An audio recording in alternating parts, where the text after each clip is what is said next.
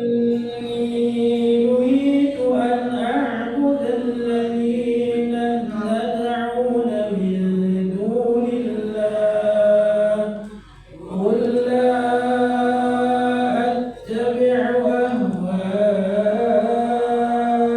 أهواءكم قد ضللت إذا وما أنا من المهتدين قل إني على بينة من ربي وكذبتم به ما عندي ما تستعجلون به إن الحكم إلا لله يقص الحق وهو خير الفاصلين قل لو أن عندي ما تستعجلون به لقضي الأمر بيني وبينكم والله أعلم بالظالمين وعنده مفاتح الغيب لا يعلمها إلا هو ويعلم ما في البر والبحر وما تسقط من ورقة إلا يعلمها ولا حبة في ظلمات الأرض ولا رطب ولا يابس إلا في كتاب مبين وهو الذي يتوفاكم بالليل ويعلم ما جرحتم بالنهار ثم يبعثكم فيه ليقضى أجل مسمى ثم إليه مرجعكم ثم ينبئكم بما كنتم تعملون صدق الله العظيم وصدق رسوله النبي الكريم ونحن على ذلك من الشاهدين والشاكرين والحمد لله رب العالمين.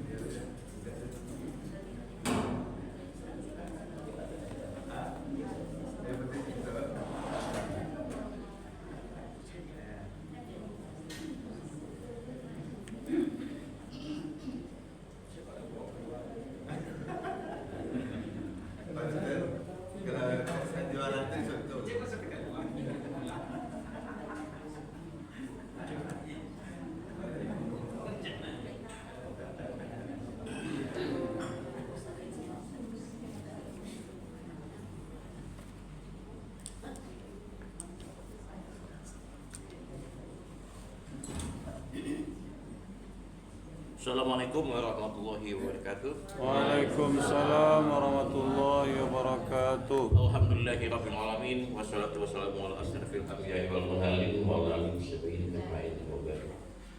Bapak Ibu yang saya hormati, puji syukur kita hadirkan kepada Allah Subhanahu wa taala yang telah melimpahkan rahmat karunia-Nya sehingga kita bisa tetap beraktivitas pagi ini sampai mudah-mudahan kita bisa berbagi ilmu. Salawat dan salam semoga selalu diberikan kepada junjungan kita Nabi besar Muhammad sallallahu alaihi wasallam. Bapak Ibu yang saya hormati,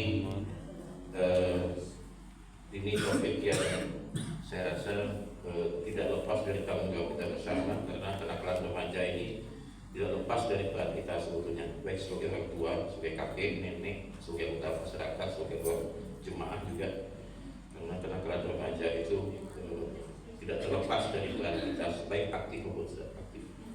Jadi mudah-mudahan ini bermanfaat buat kita bersama. Amin ya rabbal. Dan itu juga makanya pemerintah kota lewat program Surabaya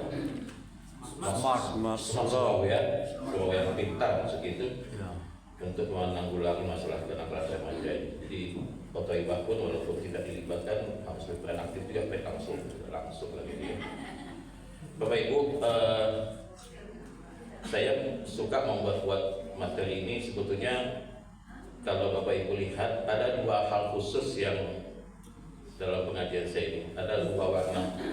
Pertama, setiap ayat itu pasti saya iringi dengan bacaan Latinnya, karena ini sebetulnya saya tunjukkan buat kita buat kita dan remaja sebetulnya. Mulai dari pengajian saya belajar mengaji itu anak muda semuanya itu, makanya selalu saya tampilkan bacaan Latinnya, karena faktanya anak muda termasuk mahasiswa sekalipun presentasi yang tidak bisa membaca Al-Quran itu sangat tinggi.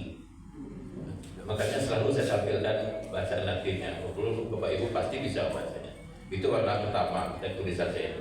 Warna kedua adalah kajian fikihnya rendah, tapi semua yang saya tulis itu isinya adalah apa yang bisa kita lakukan, bukan pengetahuan isinya.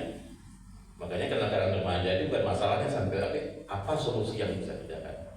Setuju dulu makanan toiban, wah sayuran lengkap, kamang beko, itu. Jadi setiap topik yang saya bikin itu pasti isinya apa yang bisa kita kerjakan, bukan pemahaman, bukan pengetahuan. Karena pengetahuan bukan saya sumbernya, itu banyak ustaz yang lebih tahu. Jadi kalau gambar-gambar ikotor, aku aja tak bono. Kalau tuh bosan membaca ikotor, kalau nak gambar-gambar ikotor.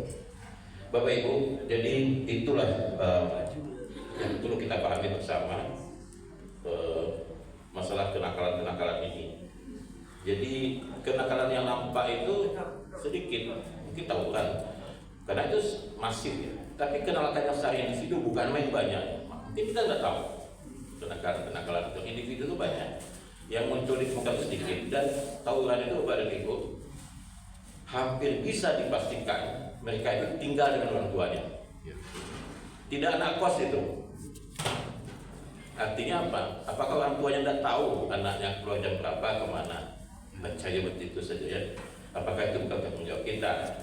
Nah, kita bisa membuktikan bahwa dalam Islam itu semua tanggung jawab kita. Surat An-Nisa ayat 9 ini, hendaklah kamu usah takut orang yang seandainya meninggal setelah mereka keturunan yang lemah. Jadi awak itu bertanggung jawab terhadap apa yang kita tinggalkan, bukan anak kandung saja, termasuk juga keturunan anak-anak muda yang tidak secara langsung di bawah penguasaan kita sebagai orang tuanya.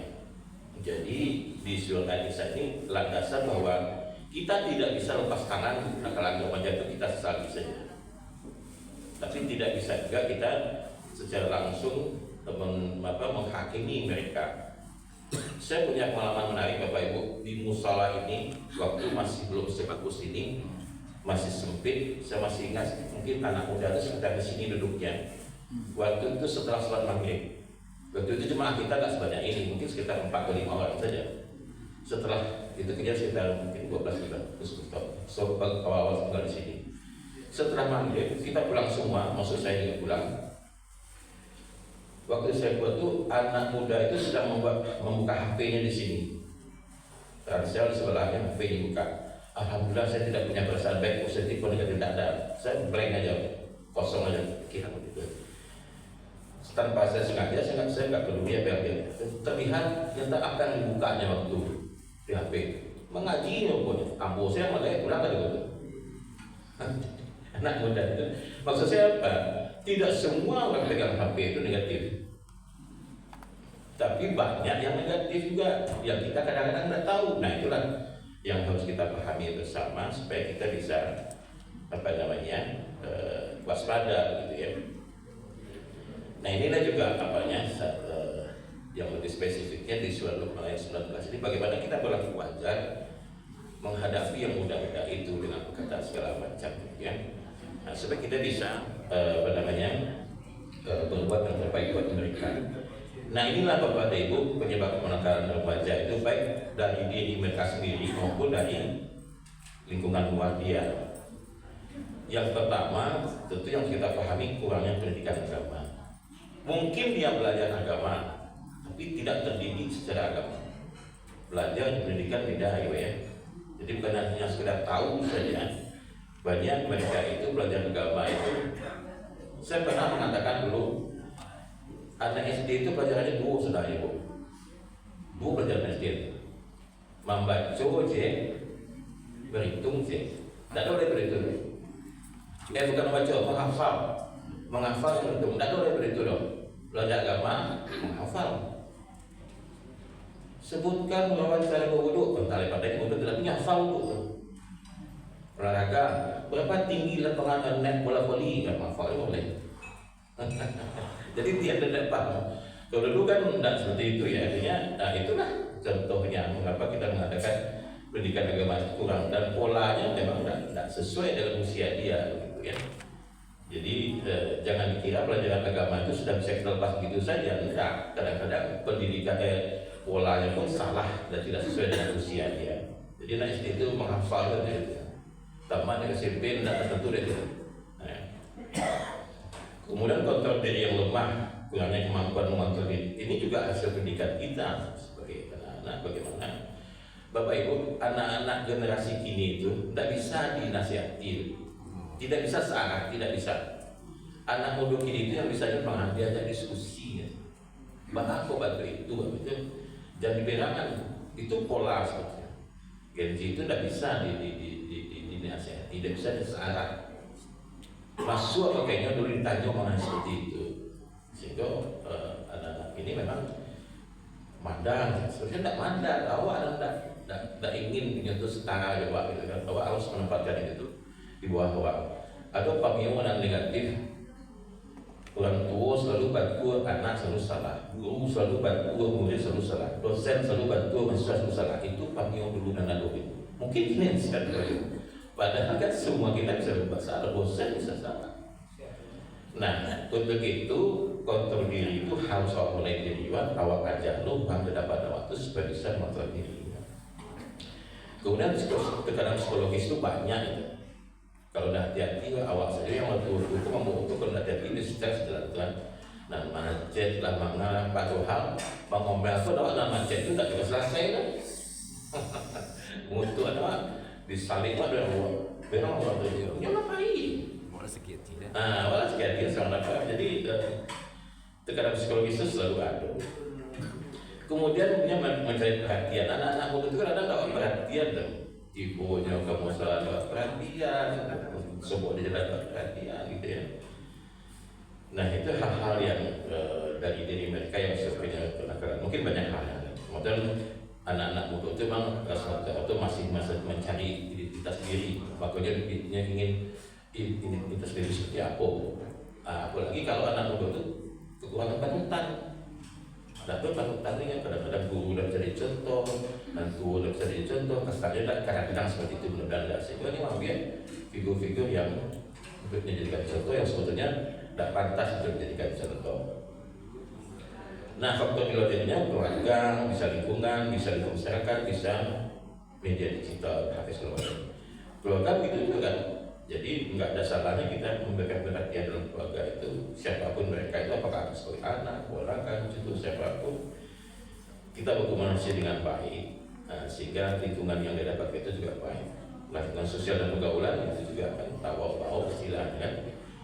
Tidak ada salahnya kita peduli dengan siapa dia berteman gitu. Berkenalan boleh dengan siapa saja, berteman harus lebih milih. Tanggung jawab kita menghadapi mereka dengan siapa dia berteman. Lingkungan masyarakat, nah itulah seperti awal gitu ya, bukan hanya di kalangan narkoba, lingkungan posisi itu tidak. Awalnya itu sebetulnya pengaruh mereka itu baik langsung maupun tidak langsung gitu ya. Nah jadi mudah-mudahan awak bisa merangkul mereka secara langsung dan betapa banyaknya kesempatan yang dapat memberikan mereka secara wajar. Nah media digital itu lebih bahaya sebetulnya kalau ada hati-hati, tapi kalau hati-hati bagus sebetulnya. Tidak HP-nya yang salah, tidak orangnya yang salah, tapi pengawasannya kurang sebetulnya. Apalagi di itu upload saja tertentu lakukan bisa tahu dimanapun kan gitu ya. Jadi maksudnya orang mention atau sesuatu itu kalau tidak viral tidak akan dituliskan orang gitu. Jadi media sosial itu apapun bentuknya, WhatsApp segala macam itu menjadi hal yang harus waspadai. Dan di situ juga masuknya paham-paham negatif. Saya mungkin sudah beberapa kali menyampaikan bahwa anak muda itu pasti lebih suka TikTok. Makanya merusak anak muda itu memang lewat TikTok.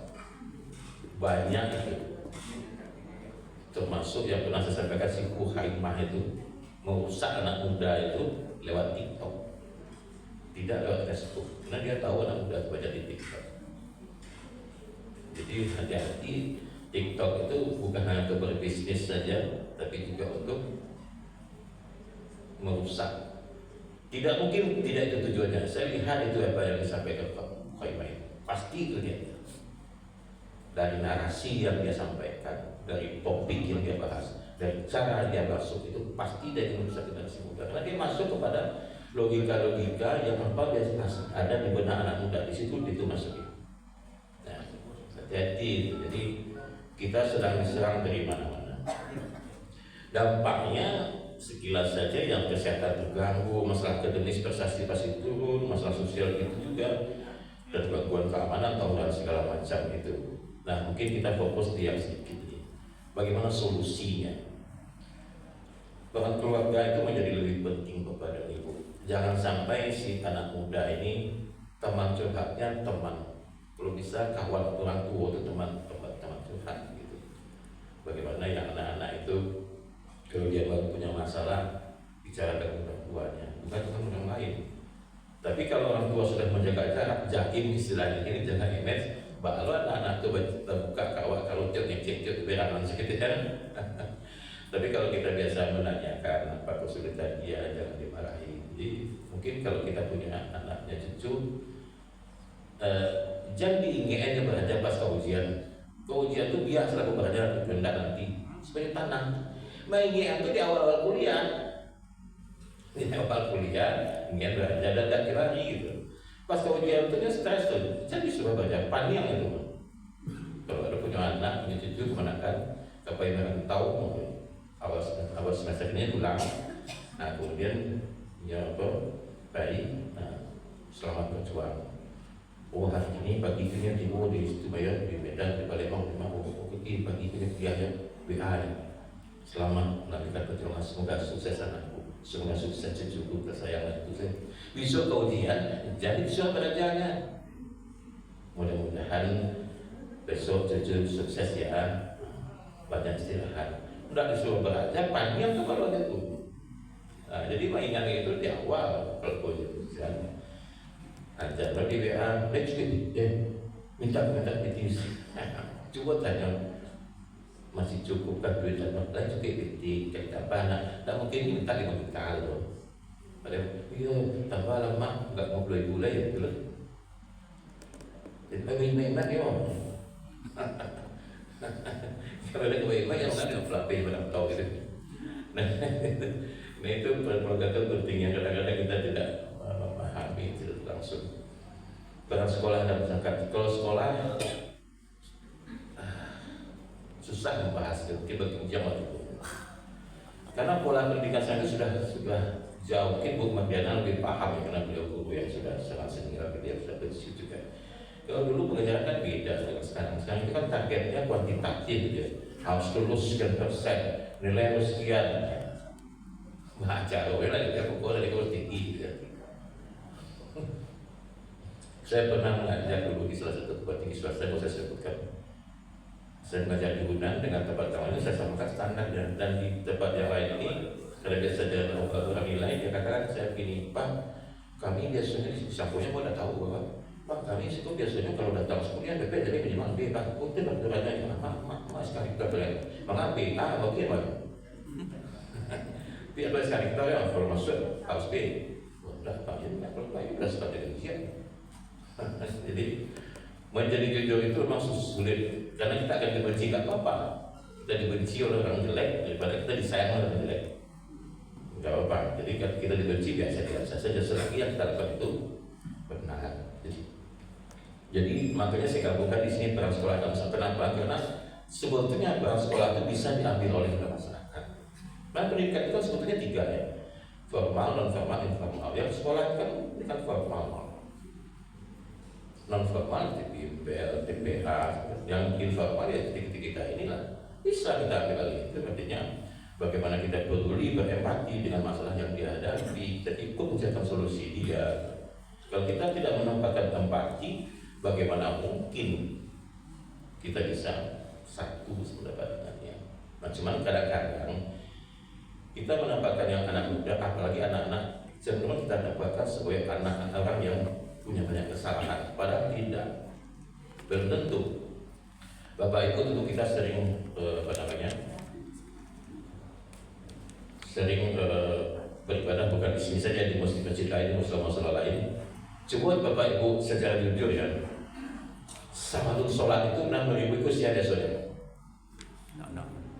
Betul tuh.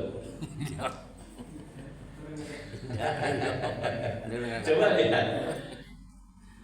Buka dari lelok mendalam iqamah itu siapa boleh memilih anak-anak kan atau bukan anak-anak? Kamu tidak menyebut siapa? Dalam Islam salah satu doa yang makbul itu antara azan dan iqamah. Siapa namanya cerita antara azan dan iqamah, anak-anak atau bukan anak-anak? Nah itu introspeksi buat kita bersama, buat saya juga gitu ya. Doa yang terbaik itu antara azan dan iqamah. Anak berang karena anak kalau dibaca itu menjelang di koma itu, padahal anak-anak itu saking hebatnya, bisa awalnya bisa mengisi sos pakai kan. Jadi tolong jangan tempatkan generasi muda sebagai biang kesalahan. Kadang-kadang kita tanpa kita sadari gitu ya. Nah bagaimana mereka akan baik kalau kita tidak memberikan contoh yang baik? Saya sering melihat di sini bahwa masalah sholat pun anak-anak itu masih bercerita, tapi bisianya, berarti dia tahu bahwa itu salah. Tapi kenapa dilakukan juga? Dia anak kecil. Kalau kita tahu tuh gimana? Gitu. Dicolok-coloknya teman dia. Ya usianya seperti itu. Nabi pun sering sholat pernah menggendong cucu ya. Dan tidak usia oleh Nabi digendong lah. Nah itu. Mudah-mudahan peran sekolah itu pelan-pelan bisa kita ambil supaya kita juga bisa menjadi pendidik yang baik. Dulu banyak kasus umum sosial ya. Setiap RT dulu ada lapangan voli atau di pos ronda ada meja pingpong di teras meja. Sekarang mana? Nah, apakah itu kesalahan kita sebagai orang tua atau sebagai anggota masyarakat gitu ya? Kontrol penggunaan media sosial, medsos segala macam itu bukan medsos yang salah, kontrolnya yang salah gitu ya. Cobalah dilihat apa yang dia baca itu. Mudah-mudahan seperti saya sampaikan tadi itu mengajinya di situ tidak ada salahnya gitu kan. Nah, jadi pengontrol itu penting sekali. Dan kemudian media sosial ini kadang-kadang kita ingin berniat baik, tapi melakukan kesalahan. Misal ada kecelakaan kereta api, meninggal yang tabrak itu potong lehernya, berdarah seperti itu. Awas share di WA itu. Tujuan apa baik ya? Baik tak itu? Bapak Ibu, menyebarluaskan gambar-gambar yang mengerikan itu dilarang secara hukum, baik di Indonesia maupun di luar negeri.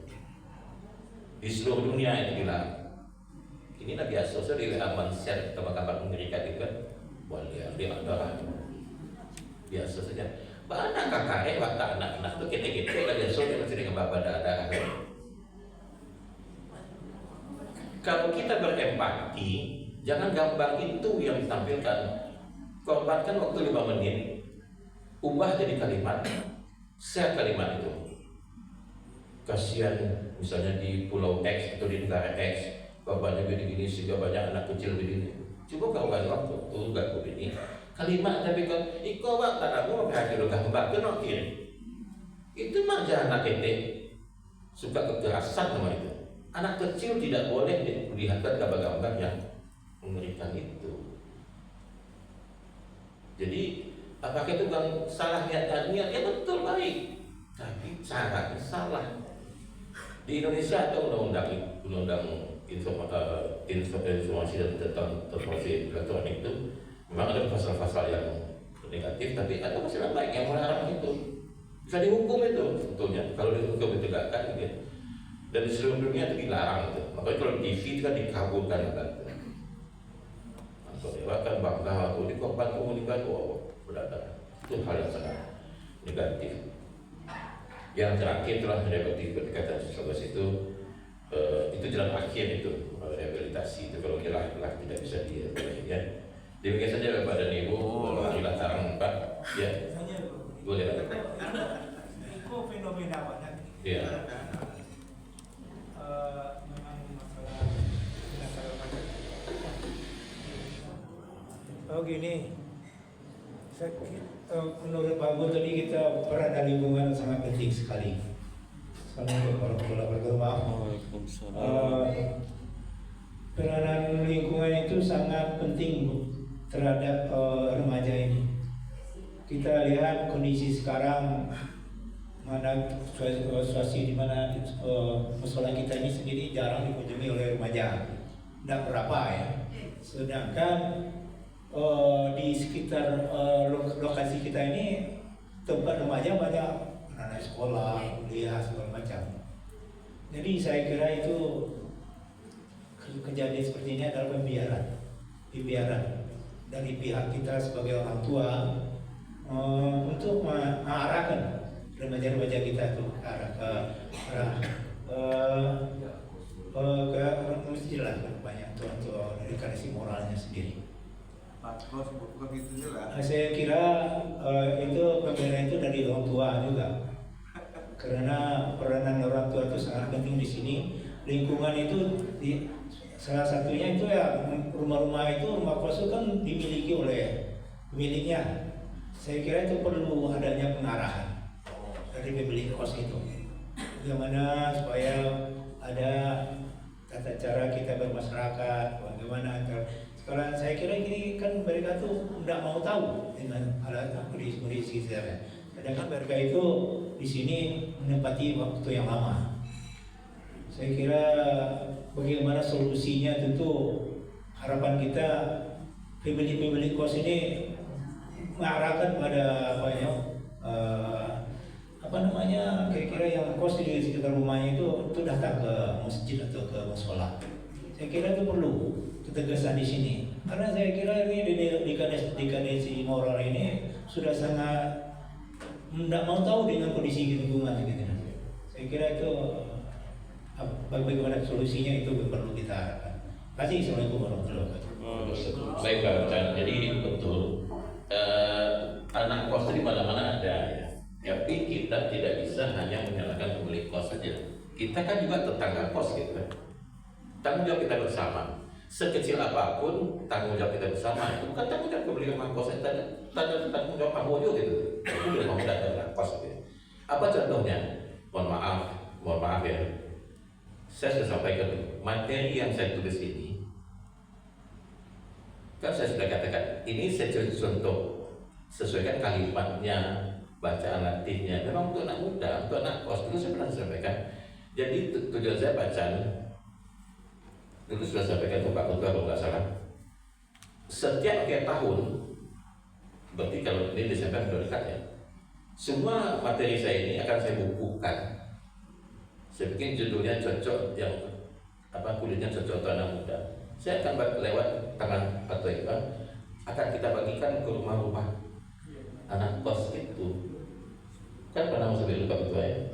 Makanya kalimat sederhana, isinya solutif semua itu, tidak kayak fikih gitu. Bagaimana caranya, misalnya solusinya apa, seperti ini. Memang saya katakan dulu, jadi lewat tangan Matoyoba, ini kan saya bukukan, covernya saya usahakan supaya menarik buat anak muda. Nanti kita, lewat Matoyoba kita bikinkan anak-anak kos itu. Kalau kita tidak menyebut bagaimana dia mau datang, kita kan bisa tunggu dia aja kan. Jadi bukan hanya peran ibu kos, bukan hanya peran bapak kos, peran musola juga gitu, peran kunai juga. Terus sekecil apapun mari kita sama-sama berbuat, sekecil apapun. Biarlah ketek, tapi ada tidak sama sekali bermanfaat atau tidak terpulang kepada mereka. Jadi saya sampaikan ini, jadi makanya setiap saya bikin saya ketik, bukan hanya dalam bentuk PowerPoint saja, ada Word-nya, ada PDF-nya, bukan saya bukukan dan sudah mulai saya bukukan. Nah, sehingga nanti kepada Ibu kita bagi, karena itulah kita baca supaya kita betul-betul kita kita berbuat sekecil apapun. Bapak dan Ibu, ini materi saya At-Thaibah. Nah, diketik At-Thaibah itu usaha produktif majelis ilmu ya. Nah, bisa juga misalkan ada materi pengajian, ada buku Pak. Nah ini covernya Pak, ini daftar isinya, ini isi bukunya. Sudah mulai saya bikin Pak. Itulah sekecil apapun kita bersama. Jadi pemilik rumah kos itu awak rangkul sama-sama jawab. Jadi awak menjadi bagian dari bapak dan ibu kos itu untuk sama-sama berbuat. Nah inilah yang seperti ini kata yang khusus. Jadi nanti kita bagikan, saya sudah cari anak-anak muda yang mungkin.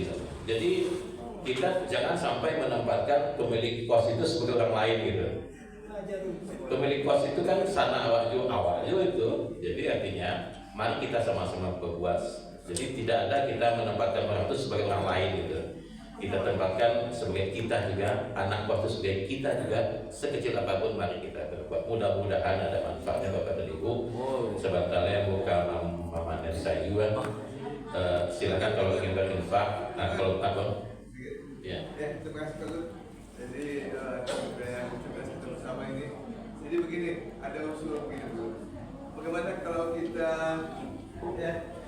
minta ini kepada pemilik kos, bapak kos, kita surati beliau, sudah kita imbau juga kalau bisa diajak mahasiswa yang tinggal di rumah itu untuk kegiatan acara yang ada di sekitar kita ini. Jadi kita surati, jadi nanti langsung pemilik kos mungkin tahu ini ada undangan dari musola atau dari masjid, coba kita bersama-sama. Terus sekarang kita kan belum proaktif ini, jadi mungkin melalui ini ada mediasinya. Bapak kos menyampaikan ini anak ada undangan. Nah, mudah-mudahan ada pemikiran yang lebih efektif ini mungkin. Terima kasih. Assalamualaikum warahmatullahi wabarakatuh. Terima kasih Bapak. Ini saya setuju itu. Tapi intinya adalah kalau menurut yang ya mohon maaf kalau masalah, jangan kita menempatkan Bapak Ibu kos sebagai orang lain gitu. Kita kita satu dan Bapak dan Ibu kos itu. Artinya apa? Kita tidak minta kita yang sama-sama begitu. Nah kemudian saya sudah sampaikan di sini, anak muda itu nggak bisa dikasih pengajian saja. Kita di sini kan banyak dosen dan mantan dosen sama-sama boleh agiat topik malam minggu pada Isya disediakan waktu bagi mahasiswa untuk konsultasi tentang belajar di perguruan tinggi. Apa namanya? Kan itu pernah saya tawarkan gitu dulu tentang solusi masalah kuliah, masalah pergaulan anak muda.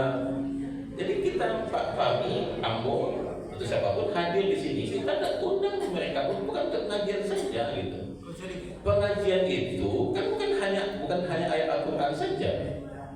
Jabarannya Al-Quran itu kan bisa bagaimana cara bergaul, bagaimana cara mengatasi keuangan, bagaimana mencari topik penelitian, bagaimana metodologinya, bagaimana membuat latar belakang penelitian. Kita buka konsultasi di sini.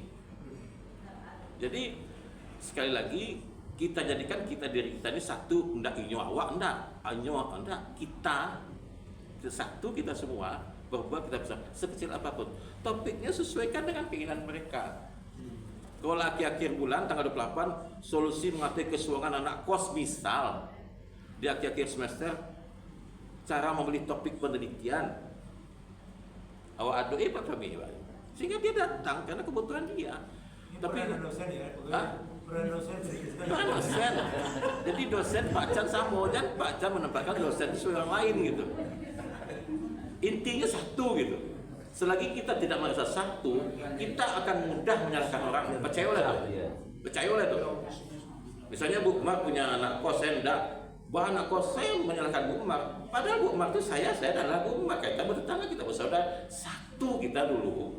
Jadi tidak ada yang salah. Kita yang sama berkeliru, bukan salah. Mari kita berbuat sekecil apapun. Intinya jangan sampai kita memposisikan orang lain sebagai orang yang bersalah. Jangan. Talunjuk luwih kalingkiang. Pak Rasid punya anak kos. Saya tidak. Apakah tidak ada kaitan saya dengan Pak Rasid? Tidak. Ada. Pak Rasid adalah saya adalah Pak Rasid. Itu sudah. Jadi tidak bisa Pak Rasid itu salah mah. Apa mu tidak lo salah? Apa mu peduli je nak kos sama Pak Rasid? Tidak lo mau peduli dah. Kan salah lah betul. Nah jadi saya setuju dengan apa yang disampaikan Pak Ketua dan Pak Benara tadi itu. Mari kita sama-sama, mari kita diskusikan, bukan hanya keuangan yang kita diskusikan, tapi anak muda itu jangan kita tempatkan sebagai orang lain yang kita persalahkan dia nggak mau datang. Kadang-kadang kan awak beralih, awak undang awak balu kan ketipu gitu kan, awak undang lah gitu kan. Undangan itu bisa oleh orang lain, bisa datang, bisa jebuli, bisa karate. Tinggal teknik pak mengundang, cara mengundang dan cara masuk siapa mengundang gitu ya. Jadi mudah-mudahan tanpa menyalahkan siapa-siapapun, tidak ada gunanya menyalahkan. Yang penting mari sesama buat sekecil apapun ke depan merancang rumah ibadah kau bukan ruang sholat, tapi rumah ibadah. Semat surau tidak masuk ke siku, tapi rohnya harus masuk akan sekecil apapun. Tapi ambo semangatmu itulah nanti iko merangkum, mentampilkan supaya mudah bagi anak muda membacanya, tidak alerginya. Awak kasihkan gratis. Ambo lah mencari siapa yang musola nggak usah mencarikan dana untuk menjadi buku itu. Entah, ambo akan carikan. Kapan pulang ambo sendiri kuih pula pun seketik bisa lah gitu ya. Itulah kesumbang siap. Memang kondisi yang ada. Iya. Masa bodoh di sekitar awak tuh banyak gitu. Iya, kadang awak pun sobat-sobat. Akhirnya sama-sama gitu kan. Iya. Pak, kadang anak kosku bapak pagi saya kan di muka awak jalan kan, pulang-pulang tuh. Jadi rasa itu peranan awak itu pentingnya bukan hanya sekedar apa aja kan, di padian sini kos gitu kan, atau mati apanya tuh hasil kosnya itu. Jadi merasa peranan awak semua tuh penting sekali di Sikoko. Karena anak kos itu paling banyak di Sikoko kan daripada keluarga awak sendiri tidak ada di Sikoko kan. Anak kos itu lebih banyak di Sikoko. Iya, makanya awak. Iya, makanya anak kos itu pasti beralasan punya tugas. Tapi kalau awak carikan solusi tugas di musola kan ini akan ditipu. Cuman awak saja yang tidak membahasakan dengan bahasa awak gitu ya. Pengajian pada subuh, itu susah ditipu tuh, Tapi solusi itu gitu, itu diskusikan lah begitu sehingga ini datang banyak menarik gitu. Pak Guru menyelesaikan. Awak ingin mendatangkan sama tapi guru awak simpan sama dalam sebuah ketiga semua itu. Coba sehat sama itu tiba itu, insyaallah seperti itu baca. Jadi, ambo setuju kita baca itu kita bersama-sama sekecil apapun mudah-mudahan begitu saja. Bapak Ibu, ambo minta waktu ke Mamanen apa sebentar saya. Nanti kalau berinfak silahkan tinggal di situ. Terserah Rp500.000 dia 2.000 buliah, sejuta buliah, hendak infak pun tidak apa-apa. Cuman waktu cara kotam dulu, infak itu sayur itu laku sadonya, infaknya dimasukkan ke kotak infak itu boleh juga. Cuma kalau di kotak itu bisa juga, jadi keranjang tuh mudah-mudahan kita bermanfaat. Ini saja, mohon maaf. Assalamualaikum warahmatullahi wabarakatuh. Waalaikumsalam warahmatullahi wabarakatuh.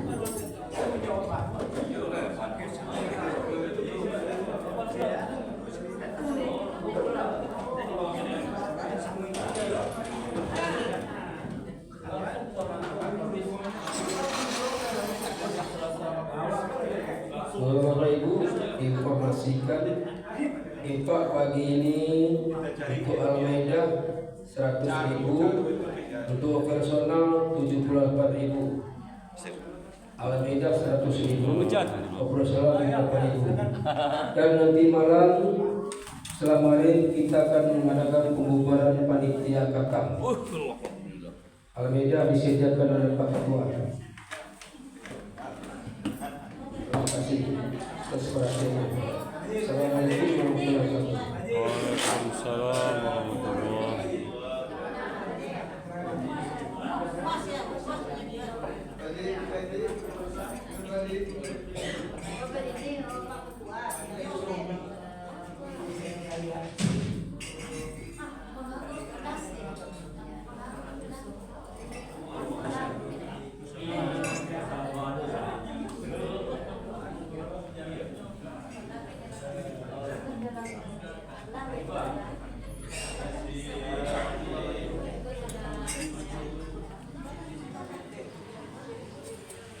Cuma kayak talambe kameramen.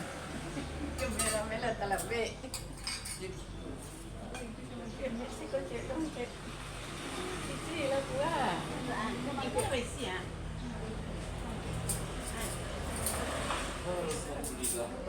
Banyak tuh. Itu. Jadi ibu lo matang tuh. Untung ya ibu. Bu, nama nama dulu tuh untung sama ibu.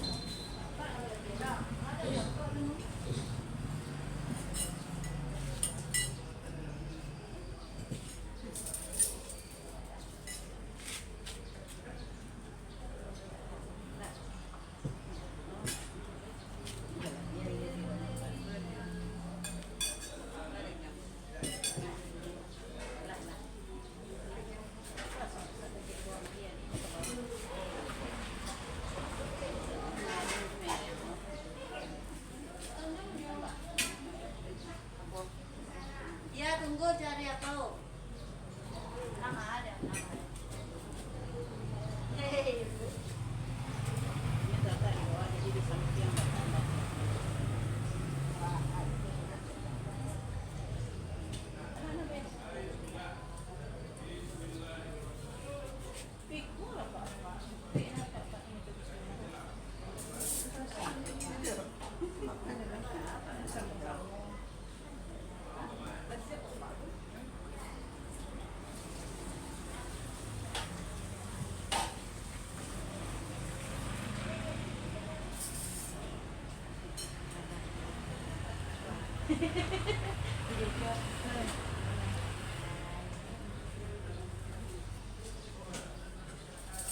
Deh, hebat anak saya nyusun tuh. Laki jadinya.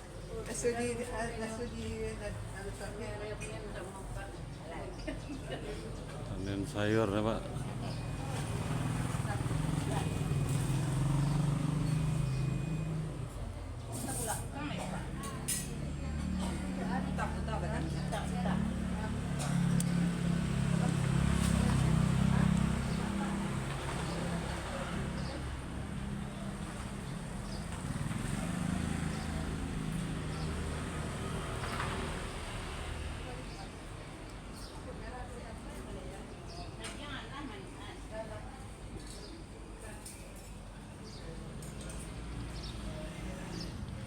Alhamdulillahirabbil alamin. Assalamualaikum warahmatullahi wabarakatuh.